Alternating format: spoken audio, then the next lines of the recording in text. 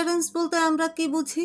চাওয়ার আগেই সন্তানের আবদার পূরণ করা, সন্তানকে ঠিক শাসন করা, সামর্থ্য অনুযায়ী সন্তানকে লালন পালন করা, কিংবা সন্তানের দায়িত্ব ঠিক পালন। কোনটি ঠিক মনে হয় আপনার?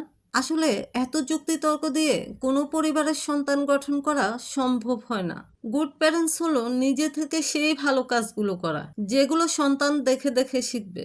প্যারেন্টস আর সন্তানদের মাঝে কাউকে এন্ট্রি হবার সুযোগ 0.01%ও না দেয়া।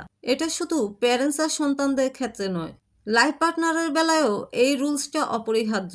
আমরা কথায় বলে থাকি সন্তান কি করছে না করছে খেয়াল রাখা জরুরি। বাস্তবতা হলো প্যারেন্টস কি করছে না করছে তা নিজেদের প্রতি নিজেদেরই খেয়াল রাখা জরুরি।